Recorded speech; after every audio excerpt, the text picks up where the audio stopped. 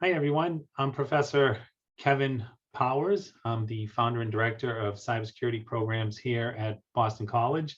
And welcome to our webinar today. It's our fourth in a series of webinars via our Cyber and National Security webinar series. And with us today, we have Jay Pasturis and Jen McLaren, both here and both coming live with their videos. Welcome, Jen and Jay. Hey, Kevin. All right, so what I'm going to do, everyone, today's focus is on managed services. The title of the webinar is Cybersecurity, How to Manage Cybersecurity Managed Services. Before we jump into things, I'll just give some ground rules on how things will proceed. So first off, we'll take questions. We'll just put your questions in the Q&A section here on Zoom. We'll get to the questions. If they're pertinent to the issues we're discussing at the time, we'll jump right on them. If they're not, we'll get them to the end of the webinar as well. So make this interactive, give us your questions, we'll get right to them.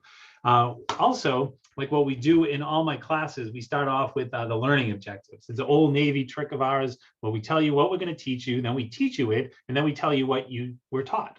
So with that, let me just go through the learning objectives here for today's webinar. So first off, our goal is to identify and define the varying managed service cybersecurity service offerings and discuss how each works. Analyze and discuss the development, design, and implementation of a managed services as part of your cybersecurity and data privacy program. Use practical examples and case studies to demonstrate how there is no one-size-fits-all managed service solution. Rather, like in setting up your cybersecurity program, each organization's decisions are based on its own unique risks. And finally, provide some strategies and best practices to effectively protect your business operations, network systems, and data, including personally identifiable information of your clients and customers. All right, so that's our goals for today. Pretty lofty goals, and I'm sure we can achieve it, especially with these two experts. So with that, let me jump in first with Jay Pasturis. Jay, can you tell us a bit about yourself? You're the CIO, the CISO at Green Pages Technologies, but tell us a bit about how you got involved with cybersecurity, what you're doing now, a little bit about Green Pages, and where you see cybersecurity going. Sure. Yeah, no, thanks, Kevin. So yeah, you're right. Currently, I sit as the CIO and CISO of Green Pages Technology. So I got involved in technology 20-something years ago, right? And when I first started, it was in a systems capacity role, right? And I did lots of jobs in there, from system administration to engineering through management. And so I've spent probably the last 10, 15 years in some really interesting roles. Before this, I was the CIO and CISO for the New England Journal of Medicine, and that was during the pandemic. So that was a pretty interesting role during that time. And before that, I was with Houghton Mifflin, and right before that, I was with a Boston-based cybersecurity firm called Veracode. And Veracode took over the world and became the world leader in AppSec, right? And we had a great outcome. So I've spent the last, like I said, decade or so really focusing a lot on security. And it's changed a lot through the years, right? And it continues to change, right? So I love that role because it's constantly challenging. And but at Green Pages, we really focus on helping our customers from this is conversations really near and dear to my heart, right? Because we focus really from an MSP and an MSSP perspective with our customers, and that's on the security, cloud, infrastructure front. Awesome. Well, welcome, Jay. And for those of you who don't know Jay is a huge booster of everything we're doing here at BC. He's a great friend, and he's going to be teaching in the program if I have my way sometime soon. So next up, we have Jen McLaren. Jen is with Accenture now, and before that, she was the CIO for Boston College High School. And she is a distinguished alum. I think you were grad of the year when you graduated from the Cybersecurity Policy and Governance program here at Boston College. So Jen, same, if you could give a bit about your background, what you're doing now at Accenture, and tell us where you think cyber is going. Certainly. Thank you, Kevin. It's great to be here. So a little bit different trajectory from Jay, but I started and I have 18 years of industry experience in education. So I began my career as a teacher at Seekonk High School. And then I took a few, actually 6 years off when my boys were young. And then I went back to teaching and joined BC High when they opened their middle school, and primarily because they had a daycare on site and my youngest was able to attend. So now that same guy's a freshman at Marquette. So, as a teacher, I always had an interest in technology and innovation. And over time, I moved into different roles as a dean of instructional technology, working with iPads and students and teachers, and then later as director of tech and CIO. So I joined Accenture in September and working as a security consulting senior manager. And I'm the public service client group security lead for the Northeast, and happy to support higher ed, nonprofit clients, as well as state and local agencies and quasi-state agencies. Accenture is the largest security firm on the planet, we say, right? But I love working there because I feel like we have the capabilities to partner and help our clients across the board, right? And I also love the culture. We want to secure the world, but we take a very personal approach, and it's definitely relationship driven. And I think that will come up in our discussion today. Relationships are key. So, in terms of where cyber is going, I think what we've seen in the Ukraine and Russia attacks, it's definitely a lot more mainstream. I think even leading up to that, the presidential executive order in May, that was, the first of its kind. And it's a stark reminder of the threats that we're facing, right? Public and private sector, and how that's really encroaching on our public safety on the whole. Excellent. Thanks, Jen, and welcome. And we got one comment in the Q&A, and I think it was a question. It was go Marquette. So I just questioned that. Go Eagles. Yeah, great. go And that was from Bill Perdue, the former Deputy General Counsel at U.S. Steel. All right. Hey, before we start defining what we mean by managed services and the like, I just want to throw some stats out there that I pulled earlier today. So according to Cybersecurity Ventures, global cybercrime costs will reach 10.5 trillion annually by 2025. Also, according to Gartner, cybercrime was projected to cost 6 trillion in 2021. The cost of a data breach, and this is coming from IBM, the average cost of a breach is 3.86 million. It's 8.6 million in the United States. Those numbers are for breaches involving 3,500 to 100,000. Anything from 1 to 5 million is 39 million. And if you're more than 50 million, the cost of a data breach is 392 million. Okay. As we start talking now about managed services, Gartner talked about worldwide spending on information security and risk management technology and services was forecasted to reach 150 billion in 2021. Also, according to Gartner, by 2025, 50% of organizations will be using MDR services for threat monitoring, detection, and response functions. So there you go. Some stats for you all to look at. It's going to be expensive whether you get hit or you're trying to protect, right? So with that, Jay, can you give us a general definition of what we mean by cybersecurity managed services? Yeah, so an MMSP, right? So think about that, right? Companies moved a while ago to MSP, a lot of companies, right? And managed services as a whole for companies from an infrastructure and monitoring point of view, right? And that shift has continued to an MSSP, which is security services, right? Really, so think about what we do, right? So for our customers, we will monitor and alert on their infrastructure. You think of that, firewalls, endpoints, things happening on the network, and we'll work with our customer in a partnership where we're feeding them these insights, and we're feeding them these, the information from a security perspective, things we're seeing on their network, right? And those we're seeing that's pivoted, right? So they come in different shapes and sizes, right? And some companies say, hey, just feed us the alerts and we've got it, we'll take care of it, right? You be that arm for us that is looking across our landscape and feeding us things that we should know about, right? Through the gamut of, hey, we don't have the people, we don't have the talent, we can't retain it, we can't get them. We need not only for you guys to monitor and let us know, but we need you to be reactionary. We need you to jump in and take action when things are happening. And we need you to help prevent things from happening. You need to be our holistic security arm of our organization. So it really runs the gamut. Okay, and Jen, do you have anything to add to what Jay brought up here? Sure, certainly. I think in my experience, I think typically if managed correctly, right, you can benefit from by leveraging an MSP or MSSP with an immediate reduction in risk, right?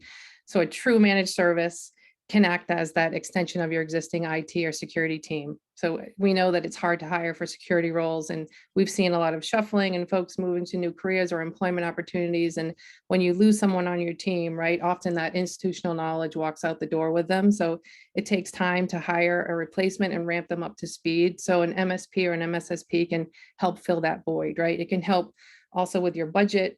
It may be cheaper than acquiring new technology equipment. You got to go through the program, the trainings, and oftentimes you'll likely exchange all that for a lower fixed monthly fee. But again, you have to choose wisely because you want to gain a partner and an advisor and someone to share that burden and alleviate your load, right? Yeah, in addition, a good managed security provider, right?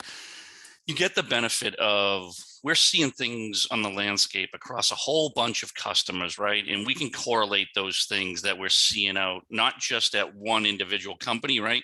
When we tend to see things, we see it hit a whole bunch of people, and we can make pretty quick correlations and react pretty quickly to our customers' needs, right? So you get the benefit of scale if you have a good partner as well.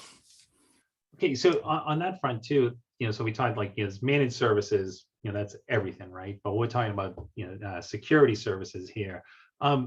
What's the real benefit here? You kind of described it, but for our audience, when they think of managed services, it's not that there's a team of IT folks coming in to your company organization to set up their own shop. Can you talk about how this is really software as a service in many ways, and how that all works, and then how's that if I'm mid-sized organization, I might have one person doing IT, but their primary function is really getting services and efficiencies and making sure we might have 365 running, and doesn't know much about security. How does this all work for this mid-sized company? Yeah, I like to think of it as, right, we let that person sleep at night, right? And we let the people in the company sleep at night, right? Because we have a whole suite of tools, right? So if you're that company, you don't need to go procure a whole bunch of different tools. You don't need to think about, oh my God, because there's care and feeding that goes into all of those tools, right? These environments are living, they're breathing, and they're changing. Companies are dynamic, right? What they do is dynamic. So really that security partner, we can come with a suite of tools, automation, technology, but the partnership is key, right? We need to understand what your organization is doing, what you're trying to achieve, what are the crown jewels of your organization, so we can make sure we're detecting, monitoring, protecting the right things, right? Not all companies are created equal. So it allows that company to focus on what they do well, right? And traditionally, companies don't do security well. That's not their key focus, right? But they have to. They don't, we said it earlier, they're not able to get that talent and the skills that are constantly required to manage the risk of that company, right? So it's really, we're an extension of that organization, and we're delivering the protection and visibility they need so they can go focus on the things they need to do to make their business successful. So on that front, that would be the mid-sized organization that doesn't have the budget to buy That's that right. security. That's right. All right. So Jen, now let's talk about big company. They have that budget. Where does managed services come in, and how does that work with the IT group, really the CISO's office? Well, I see it as access to as much as you can afford, right? You can really start to, and I see this is how Accenture differentiates, right? We have access to industry relevant threat intelligence, right? And that is so powerful because the minute that information comes in, you're updating your systems, right? And they're seeing everything happening in real time. So I think that you're paying for that expertise, you're paying for those tools, in that peace of mind around the clock. I think, going back to the smaller company, though, I think I've been in a position where we hired an MSP, right? And they really helped us with the tooling, and they helped us like update critical patching programs, the high priority tactical mitigations, And that's a right? good point. Like Jen, just for clarity for our audience too, what are the type of services that come with managed security services? Like what's provided, what's typically offered? Well, at Accenture, we offer a range of managed services capabilities, right? We have, believe it or not, managed application security, cloud security, managed digital identity, managed security risk, as well as managed detection and response. But we also offer, and it's not necessarily security related, but it does alleviate the burden of IT shops, right? We offer app and infrastructure outsourcing. We also offer incident response retainers. And I think given what's going on, I think every organization should have an IR retainer with someone, right? Yeah, and Jay, you want to lead in with that too? Is there anything missing from that? No, I mean, we take a similar approach, right? You need to, a modern practice, right? We need to have a la carte services, right? So a company can choose what best fits them, from endpoint management through patching, through incident response, through, critical network infrastructure, firewall, switching, server, storage. So, we really need to be able to tailor that to our customers' needs. Okay. Yeah. All right. So, you talked about the managed services and you did talk about incident response. That could be something that's part of, the services you offer. So leading on that, we kind of defined what we have here for managed services and managed services, security services. Let's talk a bit about the threat risk out there right now. And I want to bring this up, especially with everything going on with the Ukrainian, the war, the Russian invasion, the threats right now. We have the President of the United States and CISA and FBI, Cyber Command wanting us, like, it's a matter of time now, something really bad's going to happen, right? We have that out there. What do you see as the biggest risk out there right now to any organization or infrastructure? Yeah, we've seen a massive uptick in ransomware, right? I think everybody has seen that, right? Everybody's talking about that, right? I think it's very disruptive. It's a massive threat to every organization, because not only does it shut your organization down in many cases, it does reputational damages. They exfiltrate that data and use that against you, depending on the industry you're in, right? That can be proprietary information they're exfiltrating and using against you, right? But ransomware doesn't just happen, right? There's a bunch of things that lead up to getting ransomware, right? So it's we're seeing a lot of ransomware, but there's a lot of different attacks coming in to propagate that, right? So the vector as a whole, we're seeing lots of different permeations of how that's happening. Okay, Jane, your thoughts? Oh, sorry, Jane. I was going to say, like we see a lot of things coming in through phishing attacks, malware attacks, right? And there's just general hygiene that companies tend to, as companies grow and sprawl happens, general hygiene sometimes gets put on the back burner, right? Password management and where those privileged access accounts are and how they're being managed right through insider threat. All right, Jen, your thoughts? No, I agree, Jay. And I see this, and I'm not trying to be disrespectful, right? But this is the imagery I get. It's almost like there's a big bar brawl going on, right? And everyone's jumping in, trying to throw a punch, right? With all of what's going on with Russia, Ukraine. So at the same time, people are involved in the fighting, right? There are people taking advantage of the situation. They're like stealing money from the tip jar or the cash register and stealing purses, right? There's all types of cyber criminals that are getting in on the action. And we're seeing this with the ransomware gangs, uniting to, harm the West, or particularly our critical infrastructure. And we have the Russian ransomware operators threatening to attack Western critical infrastructure or leak sensitive stolen data in retribution for perceived attacks on Russia. So I think, we have hacktivists sympathetic to Ukraine targeting Russian entities. So there's so much going on in the fog of war that it's, making attribution difficult and just making the environment prime for all different types of attacks. Okay, and on that threat vector too, we know what ransomware is, right? You get hit with ransomware, they're going to ask you for money, and then they'll unlock your data or your systems, right? But now there's the threat intel, and I think Jay and Jen, we talked about this the other day, is coming in that the game has changed. This could be a nation state attack where it's ransomware, but they lock you down and they're not asking for anything back. They just lock you down. How do you cope with that type of situation, Jay? Yeah, and so you're exactly right. We're seeing that, right? And we're seeing, repeat customers calling, right? And they think that, hey, I'm just going to restore, right? And yeah, that's part of it. But to your point, Kevin, the game has changed, right? Mhm. That they're locking you down. They're crippling your infrastructure, crippling your ability to do business. So it's really important that organizations, this. I've never seen a time in my career where security has reached the top of the tree in decision making, right? It's time, right? We've talked about this a lot before in the past, Kevin, that it's at the boardroom, right? It has to be at the boardroom. It has to be in those conversations. When I go to our board meeting, I sit on the board, right? Security now takes up a large portion of our board meeting, right? Right. It's that important. So companies need to think about that ahead of the attack, right? They need to put these things in place. They need to have a good program. Programmatic approach is key to this, right? You can't solve this if you don't understand what you have and what you're against and what you need to do and how that permeates through the organization. So to me, developing the right security program is so key for every organization, not to think of this as point solutions. I got to go get a firewall. I got to go get an MDR. Right. I got to go get this, right? You have to build a program around what your company is looking to do.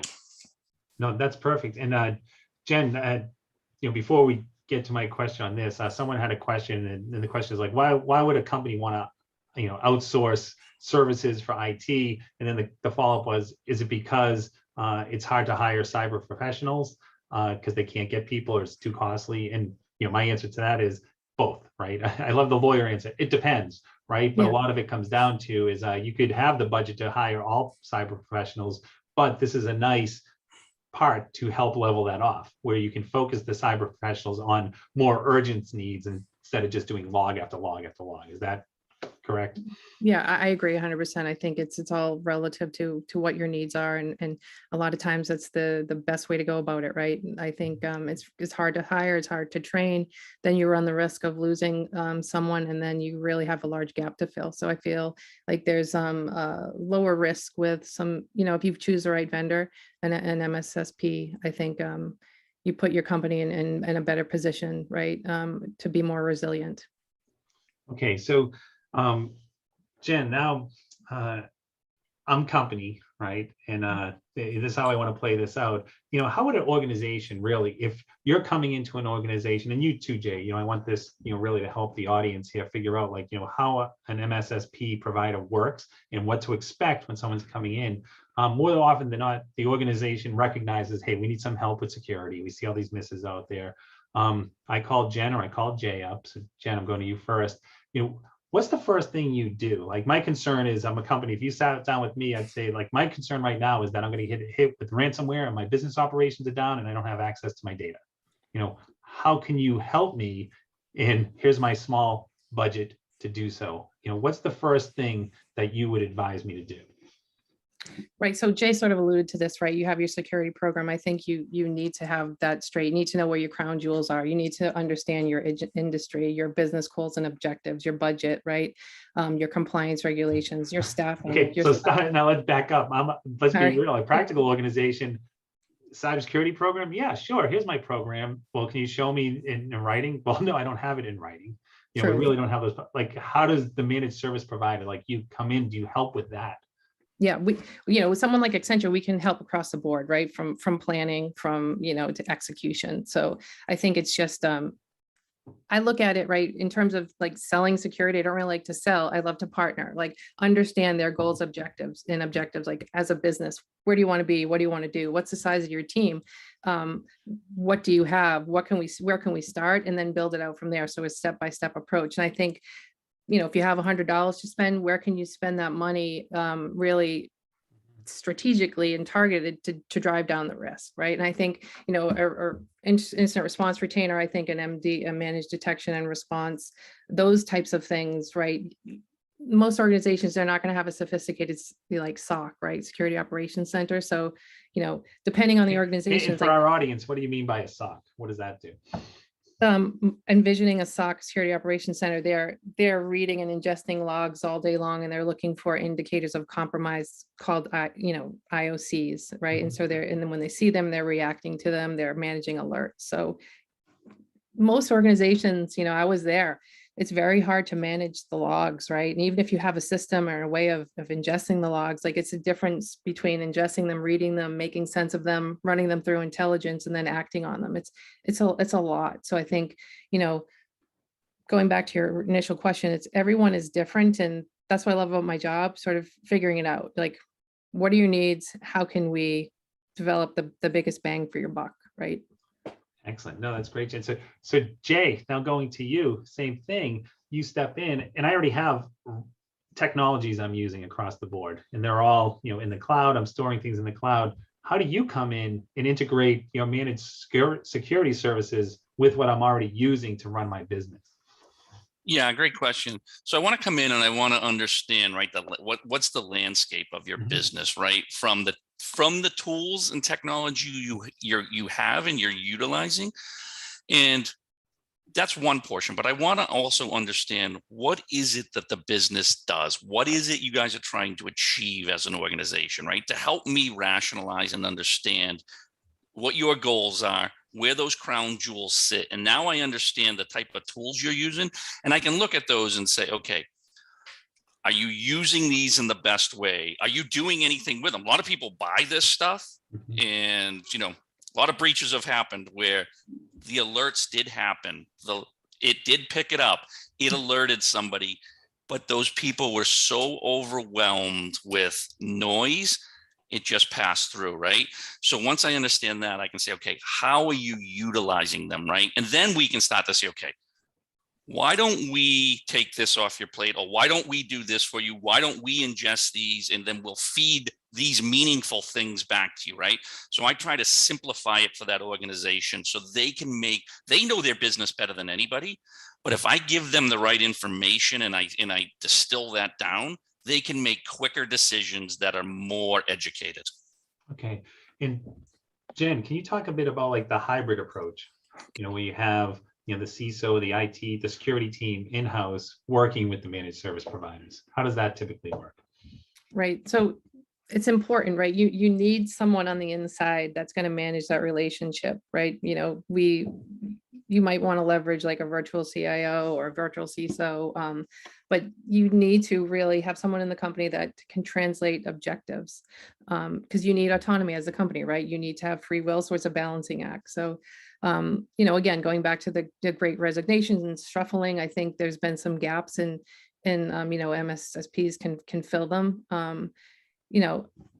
One thing that can be tricky, right? And I've seen in my experience is that some smaller nonprofits, let's say, they aren't quite sure how to manage the MSP, right? Or they feel like they don't really have the technical chops to go toe to toe. And I think it's important then to get that straight in the contract, right? You need to expect detailed reports, KPIs, right? Have to do your research to figure out what's going to be the best fit for you.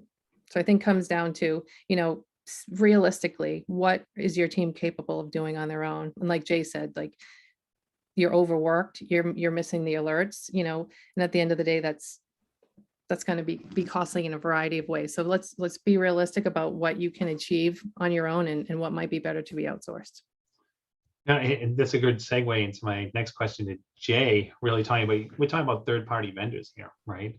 So if I'm bringing in managed service providers, I already have outsourced, I might have using cloud storage, I might have, 365 or Google, whatever we have. And then I bring in the security provider, how do I manage all of that? How do I make sure they're doing the job, or do I just send everything over, turn a blind eye and hope for the best? Oh God, I hope not. Yeah, that one. I can give a real recent example on that, right? So third party is a big deal. It's, companies, there's no boundaries to the network anymore. There's no boundaries to the tools we use anymore. They're everywhere and available all the time, right? So that also means exposure and risk exposure there. So as part of bringing on an MSSP, you need to have a good third-party evaluation or risk management system or process, right? That how are you evaluating your third parties that are coming in, right? Do they, what are the things, are you evaluating them from a security perspective, compliance, are you measuring them, right? Are you getting constant feedback from them? Are you getting KPIs from them on a regular basis? Do those KPIs map to the SLAs and the contract and the things you want to achieve when you set out to do this, right?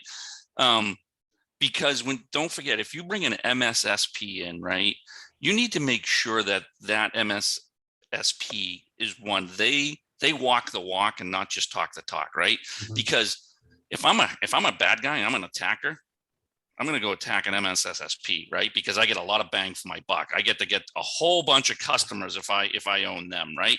So if I bring an MSSP on, I'm going to make sure they're doing things properly, that they're, like I said, they are walking that walk from a security perspective. Recently, we had somebody reach out to us where they had engaged in an MSSP, an MSP, however many years ago, and they got breached, and they hired us to do the incident response and decompose that breach. Ultimately, they got breached because they had a RDP server sitting on the edge that had weak credentials that hadn't been changed in 8 years. Mhm. Right? That was on the managed service provider managed all of that, right?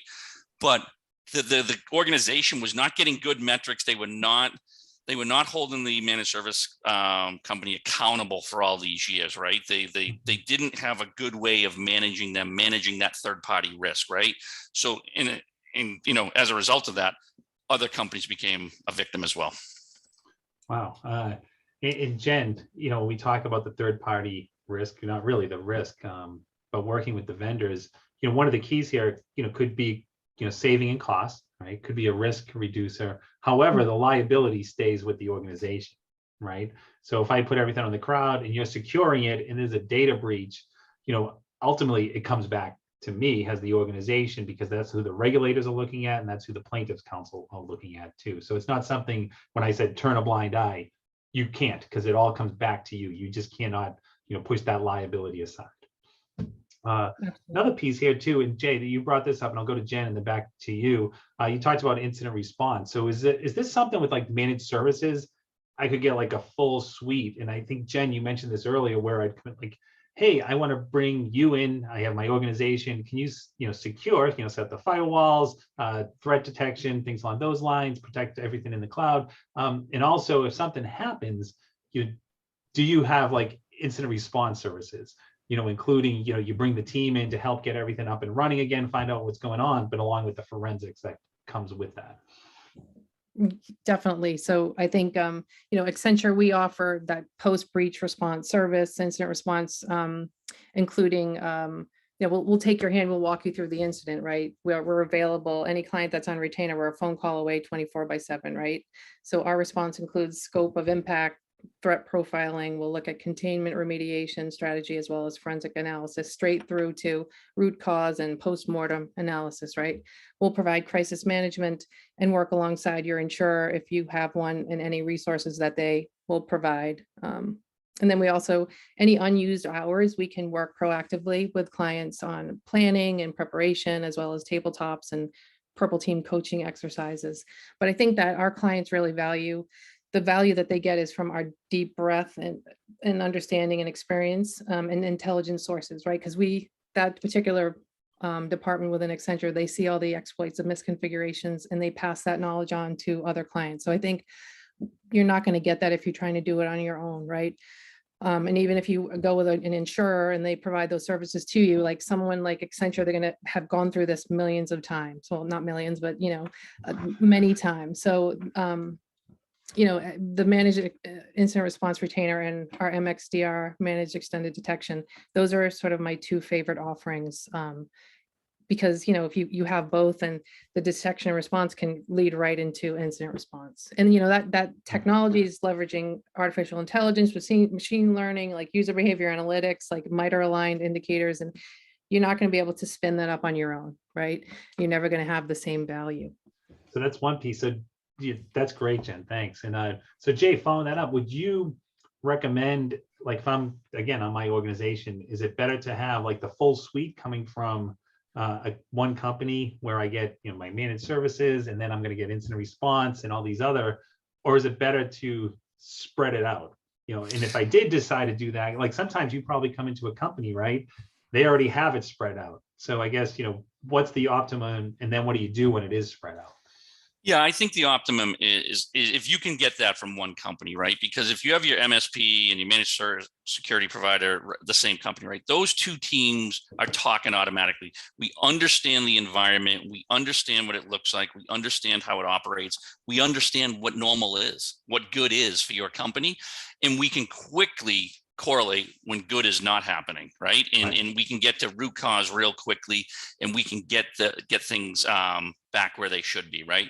So I think optimum is for me, especially as I think of this from a CIO and CISO's perspective, it's if I can contain that all to the right partner, right? I've got not only do I have one throat to choke, but I've got one visualization of how this all works together, and knowing that company is working together on it. But you're right. Sometimes we go in and companies have bits and pieces of that, right? So we have to strategically think, and partner with those other companies, right? It doesn't work if we're all working in silos and isolations, right? So this is where it's critical that we have somebody on the inside champion that, right? That's helping bring that together, because ultimately you need to bring these different companies together to achieve the customer's goal, which is ultimately the company, right? So that champion becomes real important in those cases. Okay, and I'm glad you brought up the silo piece.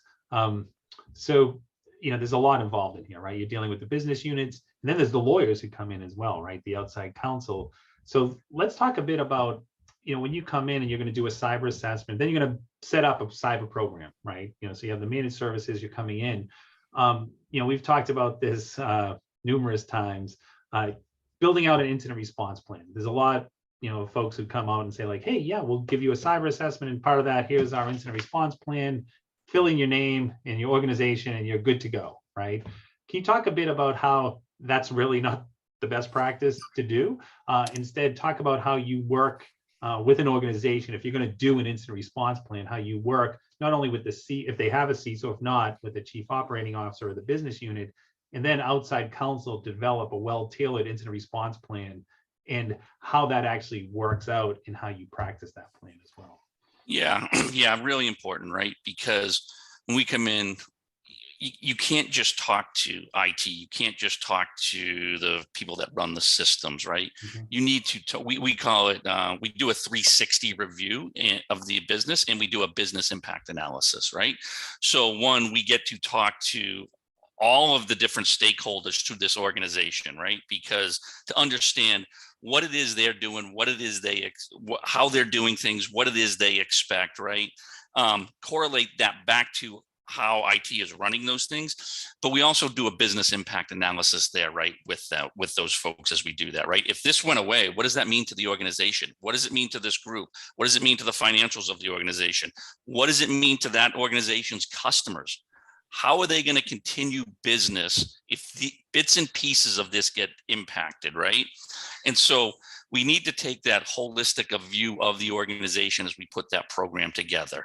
And then it's critical we work with counsel and insurance, right? Do we have the right insurance coverage, right? Do we have the right retainers in place when bump happens, right? How quickly are we do they have a retainer with us? Are we listed on the insurance so we can get right to work on solving those problems, right?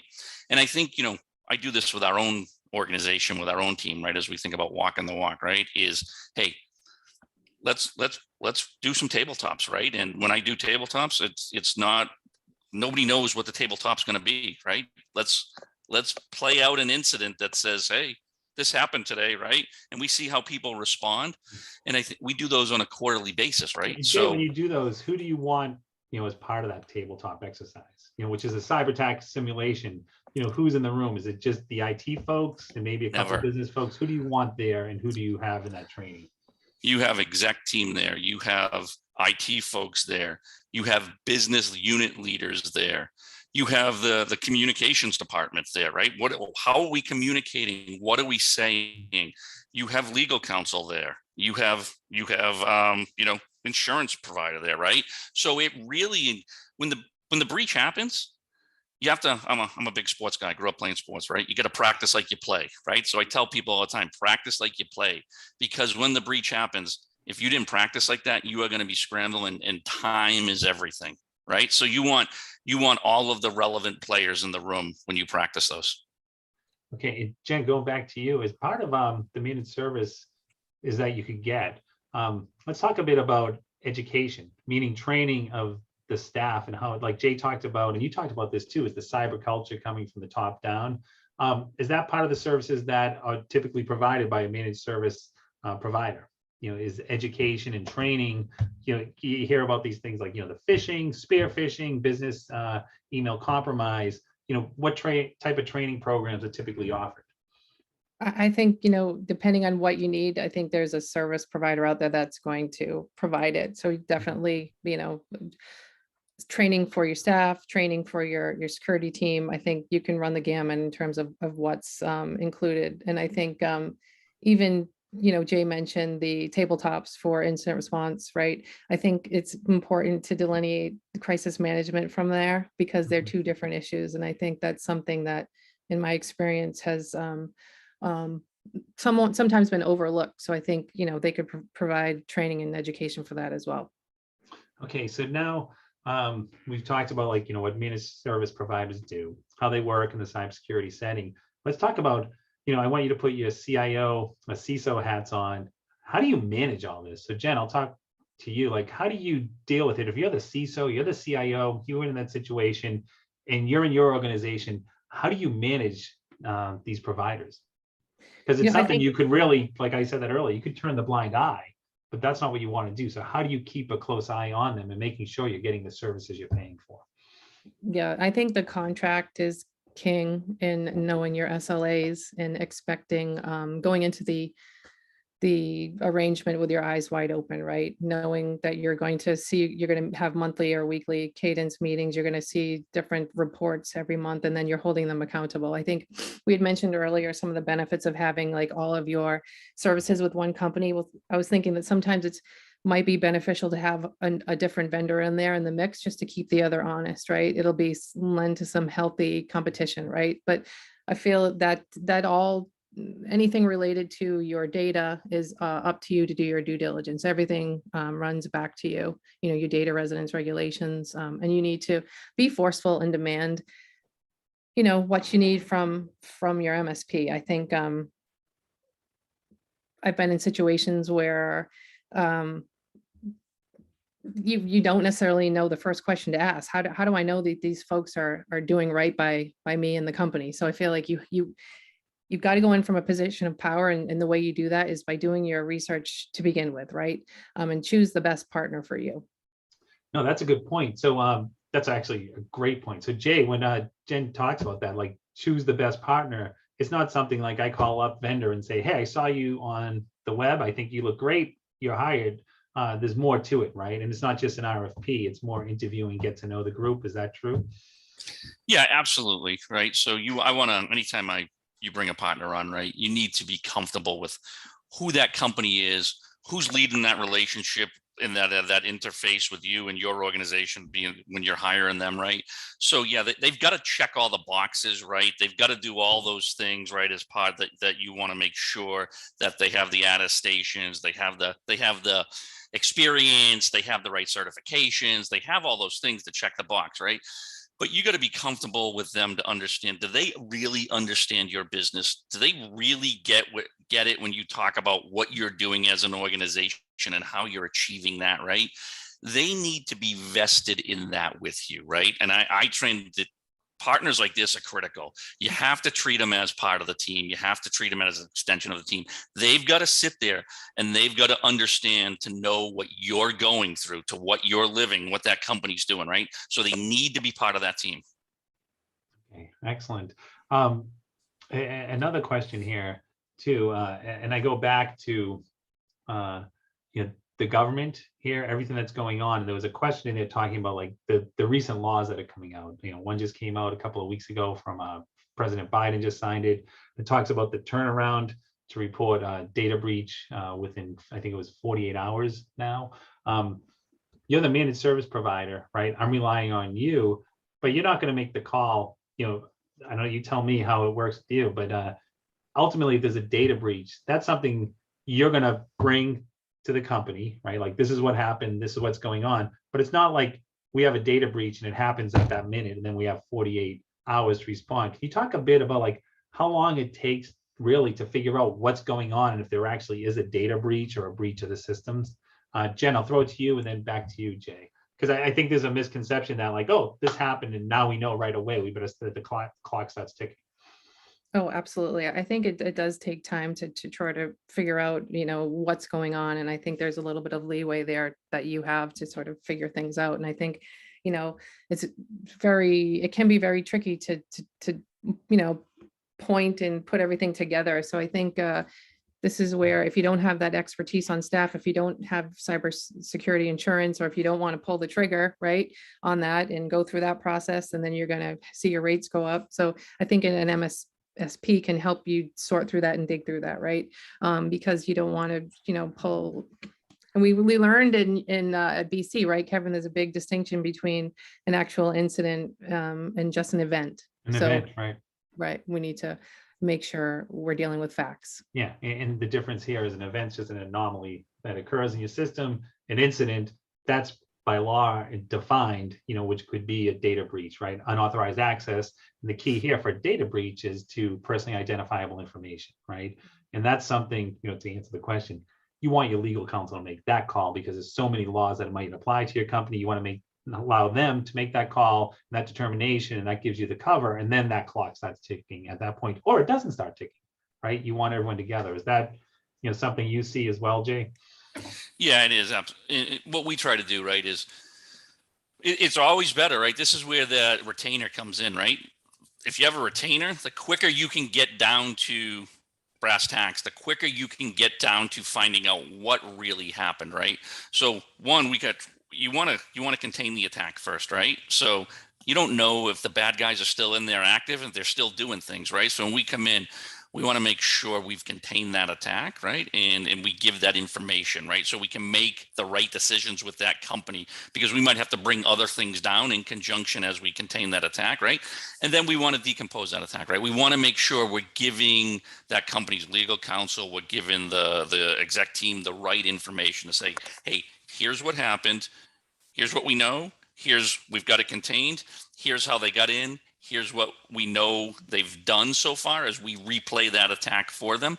So then they can make that right decision about, hey, we have like we talked about, we have an event, or we have something really that's more nefarious than an event. Okay, and as part of that, Jen, typically on the managed services side, is legal services something that you partner with law firms to come in and, maybe you're not partnering with them, but you have preferred firms you work with that you bring to organizations as a possible vendor for them? That's a good question. Not that I've experienced firsthand, but I wouldn't never say never. I don't, you're the lawyer in the room. I don't think it's a bad idea. Yeah, I'll start a business, I guess. Mhm. Jay, what do you think? Yeah, so we have certain, if they don't have legal counsel, we have certain ones we will partner with to bring forward to help them. Okay, so what I'm going to do right now is there's a bunch of questions that's just popped up, so I want to make sure I get them. I'm going to mute my video just because I don't have my reading glasses, so I have to go squint and I don't want to stick my head in the camera. So here we go. We have one from Carolyn. How important is the response window after a breach for law enforcement and other parties to react? 12 to 48 hours? Love your insights and experience. Oh, great. So I think we just covered that one. So that's there. All right, we have one from Lauren. I'm in secondary education. I feel at times our tech department does not educate students and staff on proper cyber safety. With all testing like that, an AP is being piloted in digital exam. How do we ensure that students and staff stay secure? So Jen, to summarize, like you were in that position, how do you protect academic institutions, really at the high school and the elementary school, middle school level, and train students and staff to be more Right. cyber secure? Yeah, well, you need to know the laws, the regulations, right? That's the first thing that you would need to abide by. And then, it starts with educating your staff who are educating the students. And I think we did a lot in terms of using technology to prevent them from accessing different sites that they shouldn't, right? There's law that regulates that. But I think, it makes sense that you might want to build that into your curriculum, right? Some type of student online safety. And I think you've said this a lot, Kevin, right? Kids think nothing, right? If they're ordering a pizza to give the delivery driver their social security number, right? I mean, we need to make an effort to change that way of thinking, right? And I'm always yelling at my sons about that. But I think that the sooner we start, the better. I think it makes sense to add this as a curriculum item in grade school. But I think it starts with the tone at the top. I think principals need to make the time to, provide the training. If there's money involved, they need to put it in the budget. And I think we're not going to see a change unless we have a, concerted team effort there. Excellent. Great advice. And Jay, so I have one for you. One of the questions involved, like, hey, since MSSP, is, really moving so fast, many companies are using it, should that be, and the reliance also by governments as well, right? Local, state, federal, international, should MSSPs be considered part of our critical infrastructure? What do you think? I think they absolutely should, right? I think any critical partner should be considered part of your critical infrastructure, right? Because if you're relying on them for something that drives your business, that drives outcomes or drives revenue or whatever it is in your organization, they are critical to that. And that's part of that business impact analysis I talked about, right? You need to identify that, and you need to understand how they operate, where they plug into your organization, and when something happens, what they're going to do and how you're going to move forward with them. Perfect. All right. Well, we're running out of time here. So takeaways, if for Jen, I'll start with you. What's the one takeaway you want our audience to have regarding MSSPs? Well, I might have 1.5, but the contract is king. You only get one. No, I only get And what I've learned over time, right, is that it's all about relationships and partnerships, right? Service over almost everything. So you need to find an MSP or an MSSP that values you, that puts you first, that understands your goals and objectives, and has a sense of urgency. A true advisor with the confidence and capability to make proactive suggestions in response to emerging threats, right? They also need the capacity to grow with you and the scale to grow in terms of your size and maturity in emerging threats and, intelligence indicators of compromise. Are they keeping you in the know in real time, and are they keeping you informed and your systems updated? Excellent. Jay, to you, what's your one takeaway that you want everyone to have? Yeah, I agree with what Jen just said, right? And I think it's important for organizations to understand, right? The security landscape is getting more complicated. It's coming at you quicker. In the ability to get that talent, the gap is widening, right? If you look at the number of shortage of open security roles in this organization, right? So I think it's critical for organizations to make that pivot to that understanding that this is a different game. This is a game changer, right? And you need to make that pivot at some point to really engage the experts to help in this area, right? And be wise when you choose who that expert is and what company that is.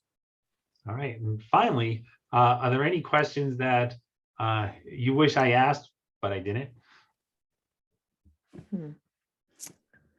Perfect. That's great. I covered it all. All right. First, I'd like Jay and Jen, thank you so much for your time. Thank you for all your support of everything here we're doing at Boston College. You've been great supporters and great friends to the program. There was one question early on. It was in the chat, and it was regarding, we did a webinar about a month back, and it was on venture capital. And the question was, is that going to be posted? That will be posted on our web page at Boston College, as will this webinar as well. So you can tell your friends if they want to go use it as a podcast or watch it. We have a whole series of webinars that are up there, and they're there for you for your viewing. finally, we're going to have another webinar sometime in April. But the big news is we have the Boston Conference on Cybersecurity that Boston College does with the FBI. That's going to be on June. Date will be forthcoming shortly, and some really big news on that as well. So with that, thank you everyone for your time, and go Eagles. Thank you. Thanks, Jen. Thanks, everybody. Really appreciate it. Thank Take you. care. Bye.